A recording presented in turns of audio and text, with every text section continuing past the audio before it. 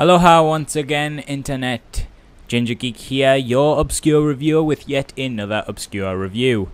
This time, we'll be looking at minimalistic puzzle platformer, Limbo. Limbo is probably the most well-known game we've done so far, ranking, I'm led to believe, 7th in the best-selling Xbox Live Arcade titles of all time. That said, it's still one I feel we should look at, as it still sits in obscurity when compared to retail games, despite the fact it easily deserves to have made more money than any Call of Duty title. As well as this, the game now has both a Steam and PSN port, making it a good time to look back at this captivating classic. Enough about why I'm doing the review though, and more on the actual review. The first thing you will notice immediately on starting the game up is that it is gorgeous. A visually arresting piece from start to finish, Limbo uses a monochromatic style that is instantly striking. Creating a world with this art style immediately differentiates it from every other title on the market. Nothing looks like Limbo, it's just beautiful. What's really great about the art style though is the atmosphere it creates. The stark use of colour adds a really sinister vibe. Pair this with the minimalistic use of music and sounds, and you get one of the most immersive atmospheres in gaming. The atmosphere is so strong in this game, it pretty much carries the plot without ever having to explain a single element of what is going on. As far as plot goes, by the way, Limbo is ambiguous and artistic. You play as a young boy who wakes up on a beach, and other than a short description on the title in the marketplace, which explains you are looking for your sister, nothing else is explained.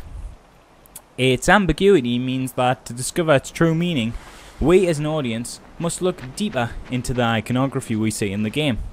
This leaves a lot of plot open to interpretation, and this type of storytelling is a nice take on narrative that I feel we need to see more of in games.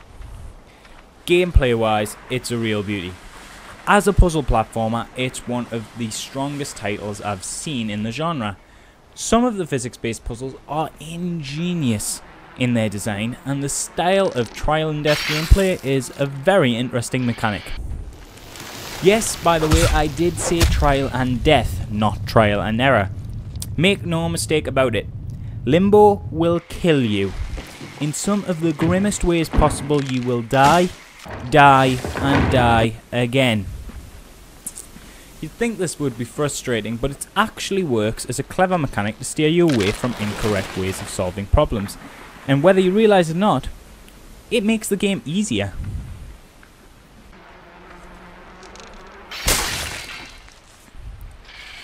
The only problem I have with Limbo is its short length. This was particularly a quarrel when it carried its original 12 quid price tag.